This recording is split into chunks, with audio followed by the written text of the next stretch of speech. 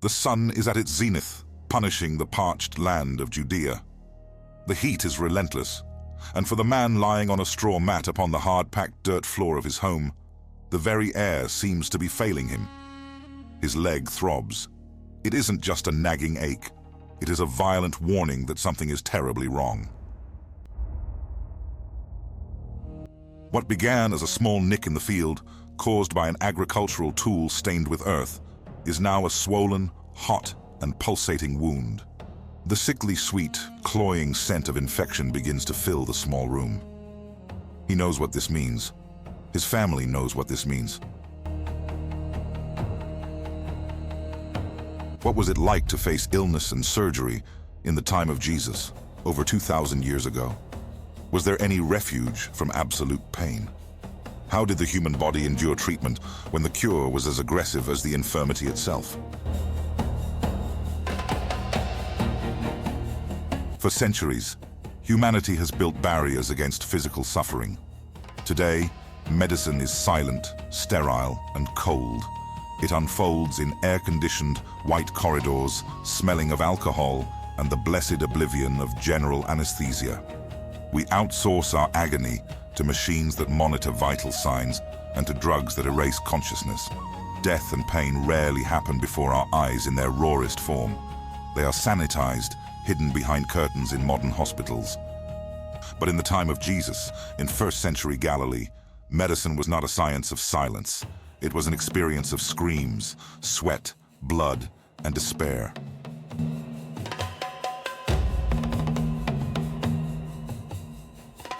There was no induced sleep.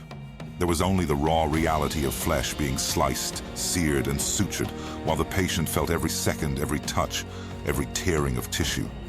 In that world, pain was felt in the body, in the pungent smell of herbs mixed with vinegar, in the weight of the hands of men who had to hold the patient down by force, and in time that seemed to stand still. Everything was concrete. Everything was visible. A wound was not immediately covered by clean white gauze. It remained exposed, treated with olive oil and wine, and often sealed with fire. Pay close attention to every detail, because understanding the terror of falling ill in that era profoundly changes how we read the Gospels. When you understand what it meant to be touched by a Roman or Jewish physician of that time, you discover why the gentle touch of Jesus of Nazareth was not merely a theological miracle, but a physical and psychological revolution impossible for the crowds to ignore. In first-century Judaism, illness carried a weight that went far beyond biology. It wasn't just about bacteria or viruses, concepts they couldn't even imagine. Infirmity carried a deep and devastating ritual stigma. According to Mosaic law, bodily fluids, open sores, and skin diseases rendered a person ritually impure. It is crucial to understand this. This impurity was not a moral judgment on a person's character, but an insurmountable ceremonial barrier. Anyone with a discharge of blood or a spot of leprosy on their skin was considered the walking dead in the eyes of the temple liturgy, and often social life. Imagine the psychological terror that accompanied the physical pain. Upon falling ill, you didn't just receive a diagnosis, you received a sentence of isolation.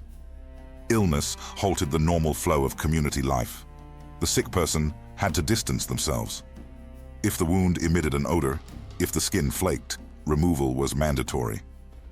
They could not attend the synagogue, touch common household utensils, or embrace their children without transferring their impurity to them. Illness erected an invisible but solid wall between the sufferer and the rest of the world. Pain, therefore, was not lived only in the flesh, but in the soul, through solitude. This reality made the search for any kind of cure urgent, almost frantic. The body could not remain in that state. It wasn't just about regaining health to return to work in the fields or fishing. It was about regaining the dignity of belonging to the people again. The family had to act. Delay was seen not as patience, but as a curse that spread and consumed the resources and honor of the household. Seeking a physician, a surgeon, or a healer was a duty, even knowing that medicine at the time was often a game of chance, where the stake was life itself. They knew that to rid themselves of impurity and pain, they would have to face procedures we would classify today as torture. It is in this landscape of urgency and fear that the improvised operating room would begin to be prepared within the home itself. The decision has been made, and there is no turning back.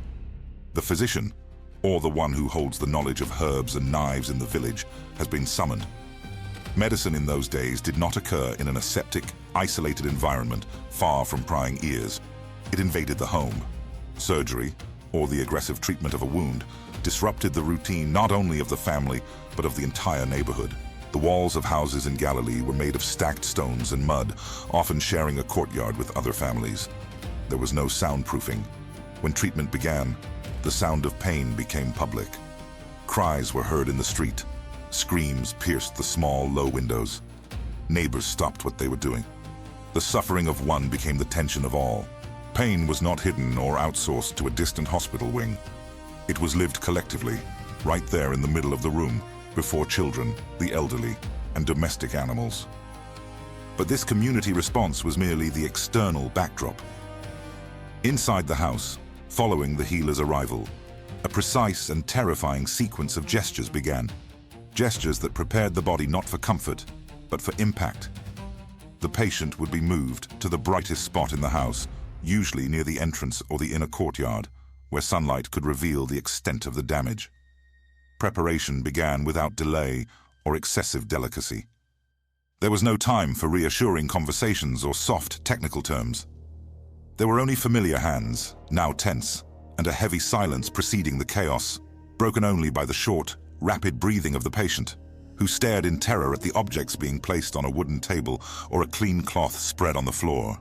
The body, or the affected part of it, had to be washed. But do not be fooled into thinking of warm water and mild soap. Cleaning the wound was the first stage of torture. The physician used whatever was at his disposal to try and kill the invisible demons of infection. Sour wine, strong vinegar, or mixtures of olive oil with bitter herbs. The liquid was poured directly onto raw flesh, over the exposed cut or the pulsating ulcer. The sting was immediate and violent. The patient would writhe. It was not a cold, technical act. It was physical and brutal. Whoever washed the wound needed a strong stomach and steady hands, ignoring pleas of "stop, please," to continue scrubbing away the dirt of the road, clotted blood, sweat, and the marks of daily life that had contaminated the site. Honoring the patient's life meant causing them excruciating pain in that moment, because the alternative was death by gangrene. After the initial washing, while the acidic scent of vinegar mingled with the metallic smell of blood in the hot afternoon air, came the preparation of anesthesia. Here lies one of the greatest chasms between our world and the world of Jesus. There was no miraculous syringe, no gas to erase consciousness in seconds. There were only desperate attempts to numb the senses. The physician might offer a sponge soaked in wine mixed with myrrh, or perhaps a strong infusion of mandrake or poppy, if he had access to such expensive luxuries. The patient would take long gulps, trying to let the alcohol and herbs cloud their mind. But everyone there knew the cruel truth. It would only make the body heavy and the mind confused. But it would not stop the pain of the blade slicing the skin. The pain would be felt, perhaps slightly more distant, but still present, sharp and terrifying. There was no careless rush, but there was also no room for hesitation. Every preparatory movement carried an overwhelming psychological weight. The physician, often a practical man who learned the trade by observing others or serving in the Roman legions, began to unwrap his tools. These were objects we would see today only in museums or horror films, but there, they were the only hope of salvation. He removed bronze and iron instruments from a leather case or wooden box. The knives did not gleam like modern surgical steel. They had the dull hue of ancient metal, often stained by repeated use and sharpened on rustic stones right before the patient's wide eyes. Double metal hooks, used to pull back the edges of the skin and keep the wound open, were placed alongside thin, pointed probes designed to explore the body's interior for bone fragments or arrowheads. There were small saws for amputations and, most feared of all, the cautery, a heavy iron with a flattened or button-shaped tip, already being heated in the coals of a small brazier brought nearby. The patient watched the iron change color from gray to glowing red, knowing that heat would soon be applied to their own flesh. That object was seen not as an instrument of malice, but as an absolute necessity to stop hemorrhaging that would otherwise be fatal within minutes. Next came the most difficult moment for the family. Because the patient would be awake, they had to be restrained. There were no stretchers with adjustable leather straps. Restraint was human. The physician called upon the strongest men in the house, brothers, fathers, robust neighbors. They positioned themselves around the sufferer. 2 held the shoulders against the floor or table. 2 others held the legs with total force. It was an embrace of iron, unnecessary violence. Imagine the psychological trauma of having to hold down your own son or brother, feeling his muscles contract in terror, looking into his eyes and saying, "Stay still, it will be over soon," while the physician approached with the blade. The human touch, which should have been for consolation, in that instant became a prison of flesh and bone. The patient was immobilized, vulnerable, exposed, and conscious. The atmosphere grew dense. Everyone's breathing became heavy. The physician examined the incision site one more time, running calloused fingers over the inflamed skin to feel the pulse and temperature. He wore no latex gloves. His bare hands, washed only with water and wine, touched the problem directly. He had to be fast. Speed was the only mercy possible in that time.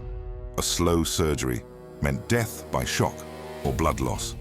He took a deep breath, gripped the bronze knife firmly, and glanced at the assistants holding the patient, giving the silent signal that the horror was about to begin. The silence of preparation, which lasted minutes that felt like hours, was about to be broken by the first scream. And once the blade touched the skin, there was no turning back. Ancient medicine, with all its brutality and hope, was about to open the body to try and save a life. The silence is shattered all at once. The moment everyone feared has arrived. The physician makes the first cut.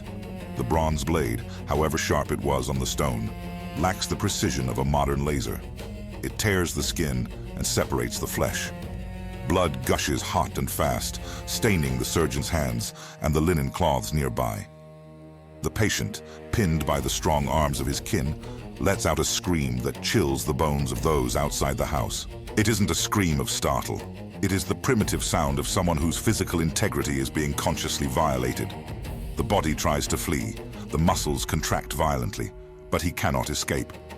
Ancient surgery was a physical battle between the intent to heal and the instinct to flee from pain.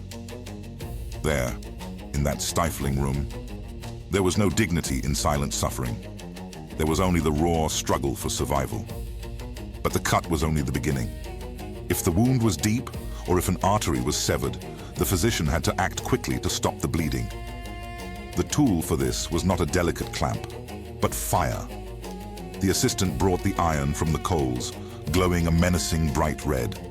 The smell of burning flesh rose immediately as the incandescent metal touched the open wound. The sound of the sizzle of searing skin mingled with the now hoarse groans of the patient's exhaustion. Smoke filled the room. It was a scene of war within a home. Cauterization saved lives by closing blood vessels instantly, but it left physical and emotional scars that would last forever.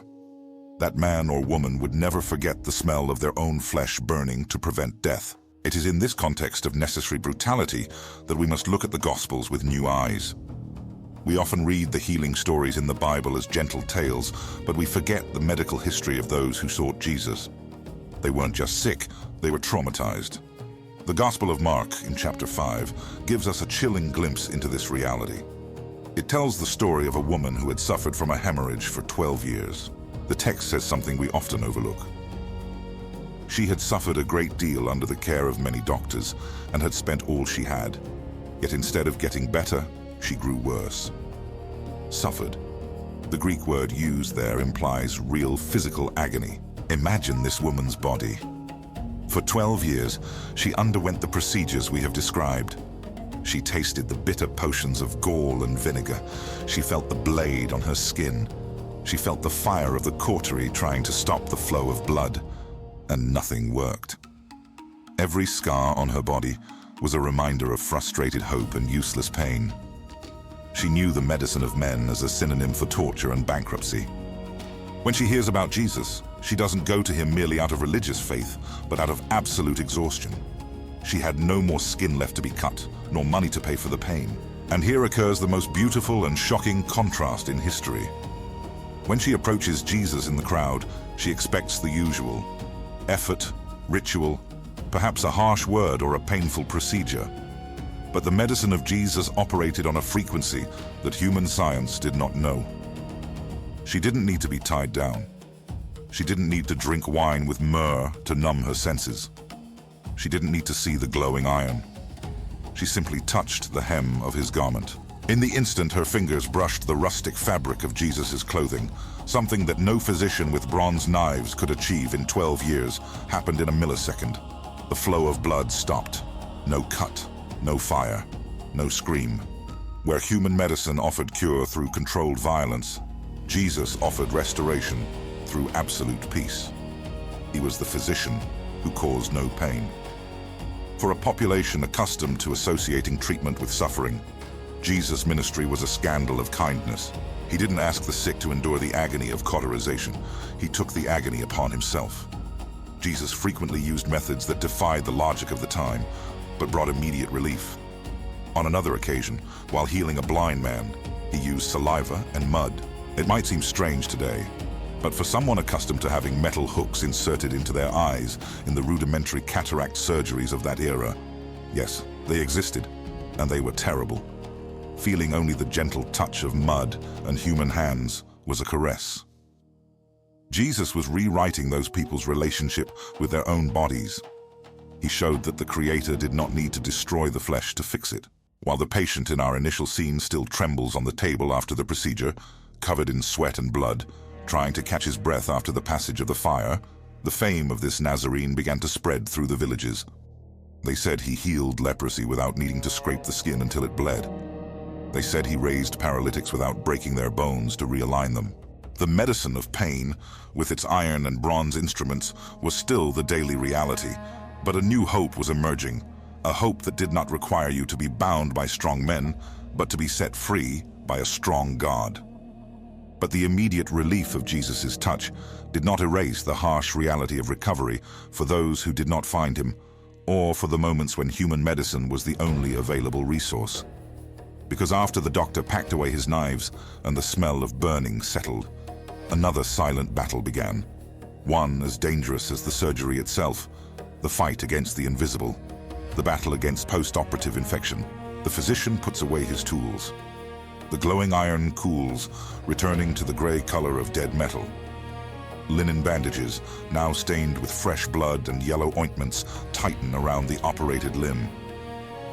The family breathes a sigh of relief because the screaming has stopped, but the physician knows the truth that no one dares say aloud. The surgery was only the first battle. The real war, silent and often fatal, begins now. As the sun sets and the adrenaline of the procedure fades, an invisible enemy awakens within the darkness of the body. They had no microscopes to see bacteria. They knew nothing of viruses, but they knew the results of their presence all too well. They called it fire in the blood, rot, or simply the end. In the hours and days following the intervention, the patient entered the gray zone of recovery. Without antibiotics, without potent painkillers, and without sterile environments, any cut, however small, was an open door for death. Fever was never slow to arrive. The body, fighting the microscopic invasion caused by the doctor's own knives, which were often cleaned only with an old rag or well water, began to burn. The incision site, which should have been healing, often swelled, turned red, and throbbed with a pain different from that of the cut. The pain of internal pressure, the cloying smell of infection, the pus began to seep through the edges of the bandages. Gangrene was the terror of every wounded Roman soldier and every injured Jewish laborer. If the operated area turned black and lost sensitivity, the sentence was passed. The medicine of the time had an answer for that too, and it was even more drastic: immediate amputation. Sawing through healthy bone above the rotted part to try and save the torso. More pain, more blood, more trauma. Recovery was a roll of the dice with death, where the natural resistance of the immune system was the only real defense. Many survived the physician's knife, only to die from the fever of infection days later, delirious in their beds, consumed by that which human science could neither see nor combat. This brutal reality is not just a deduction based on ancient texts. It is proven by the cold metal that archaeology has unearthed. When we excavate the cities of the Roman Empire, like Pompeii or Herod's Jerusalem, what we find in the medical offices makes us shudder.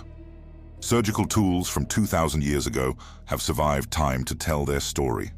And they do not look like instruments of healing. They look like tools from a heavy machinery workshop.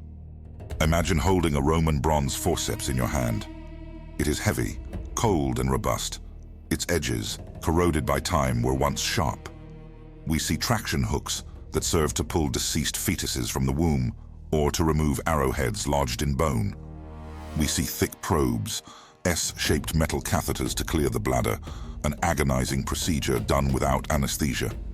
We see the speculum, an instrument for vaginal and rectal dilation that, when handled, opens with a screw crank, forcing the flesh to yield so the doctor could see and operate within. One of the most impressive and frightening finds is the trepanation saw.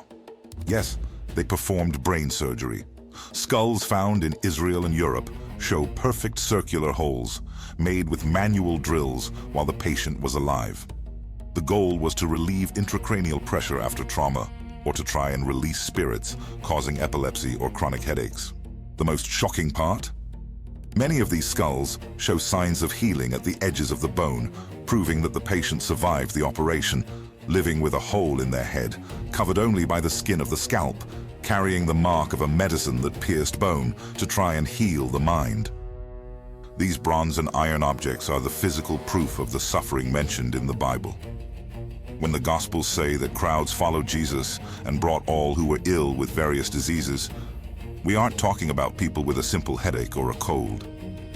We are talking about survivors, people who carried marks of cauterization, amputees who limped to him, the blind with scars from failed attempts at eye surgery.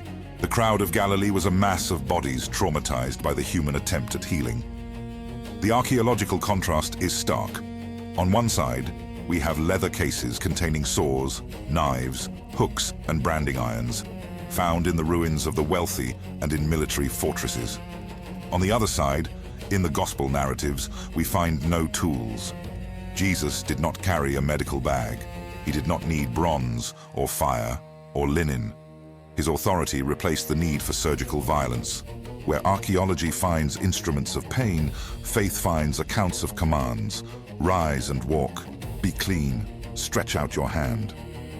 But for those who were not instantly healed, or for a society that continued to live under the limitations of Roman and Jewish medicine, a final fate remained when medicine failed completely. When infection won, when the doctor packed his tools and shook his head, or when the disease was chronic and contagious like leprosy, society imposed its last and most cruel barrier. It was no longer about trying to heal, it was about protecting the healthy. When the bronze knife failed, when the cautery's fire did not seal the wound, and when the herbs did not break the fever, ancient society had one last response to illness. A response that was not medical, but social and definitive: exclusion. For those whose infirmities were visible, contagious, and incurable, like the dreaded leprosy or chronic ulcers, the stone of the tomb was rolled into place while they were still breathing. They were sentenced to civil death. Human medicine, upon reaching its limit, washed its hands and closed the city gates. Imagine the weight of that sentence. The final diagnosis was not accompanied by consolation, but by an order of expulsion. The law required the impure to dwell outside the camp. This meant leaving behind the home, the warm bed, the touch of a wife, the embrace of children, and the security of the walls. They were sent to live in caves, desolate valleys, or leper colonies, veritable human dumping grounds where hope did not enter. The sound of medicine was no longer the scream of surgery, but the mournful sound of a bell, or the hoarse cry they were forced to give upon seeing someone healthy approach. Unclean, unclean. This was the final barrier. Illness didn't just destroy the body, it destroyed the identity. The person ceased to be a father, a mother, or a child. and became merely the leper. Loneliness was the cruel anesthesia society offered to avoid dealing with their pain. No one touched them. Touch was forbidden, dangerous, impure. They lived as ghosts of flesh and bone, waiting for the day the infection would finally finish the work it began. For the ancient world, that was the end of the line. The problem was solved because it was out of sight. But it was exactly toward this cemetery of the living that Jesus walked. And it is here that the history of human medicine finds its most glorious turn. Where the physicians of Rome and Judea saw a lost cause, the carpenter of Nazareth saw a child of God. He did not respect the no entry sign. He did not plug his nose at the smell of rotting flesh. He did not look away from the open wounds that no poultice could close. The Gospels report that when a leper approached him, breaking the law, risking stoning, and said, "If you are willing, you can make me clean," Jesus did the unthinkable. Before speaking, he reached out his hand and touched him. That touch was the first human contact that man had felt in years, perhaps decades. Jesus broke the barrier of hygiene and ceremonial law. According to the rule, by touching the unclean, Jesus should have become unclean. But his holiness was contagious, not the disease. Purity flowed from him to the sick man, not impurity from the sick man to him. The leprosy vanished, the skin restored itself, life returned. The medicine of pain, with its irons and knives, treated the symptom by wounding the body. The medicine of Jesus treated the person, restoring soul and body in an act of sovereign love. He charged no fees. He prescribed no long, painful recoveries. He gave the command, "Go and show yourself to the priest." He returned that man to society, to his family, to the temple. He resurrected a walking corpse, and this healing pointed to something greater. The true disease of humanity was not just leprosy or blindness, but the death and sin that caused all this pain. On the cross, Jesus underwent the definitive surgery. The iron, the nails, and the spear tore his body, not ours. He took upon himself our infirmity, our pain, and our punishment. The physician of physicians died so that the patients, us, could live. But the stone they rolled over his tomb, just like the social stone that closed the lives of the lepers, could not hold him. The resurrection was the universe's ultimate medical discharge. Death was conquered. Pain was defeated. And the final promise is not just of healing in this life, but of a glorified body where there will be no more crying, no more pain, no more clamor, for the former things have passed away. Human medicine tried to postpone death with suffering. Jesus annihilated death with his own life. Knowing all this suffering, the blood and the pain people endured to get even a fraction of the relief we have today, has it changed how you read the Bible? When you read about the miracles of Jesus now, can you hear the silence of relief replacing the scream of pain? If this journey has touched your heart or taught you something new about history and faith, I have a special request. Subscribe to the channel right now. We are building a community here passionate about unearthing the truths of the Bible and history, and I don't want you to miss our next trip into the past. Leave a like, as this shows YouTube that this content has value and needs to reach more people seeking knowledge. And most importantly, I want to hear from you. Write in the comments, what city and state are you watching from? And tell me, which part of this video impacted you most? Was it the horror of the tools or the grace of Jesus' healing? I make it a point to read and respond personally to every comment, because here we aren't just a channel. We are a family in search of the truth. May the God who heals, restores, and saves greatly bless your life and your home. Weeping may endure for a night, but joy comes in the morning. Stay in peace, and see you in the next video.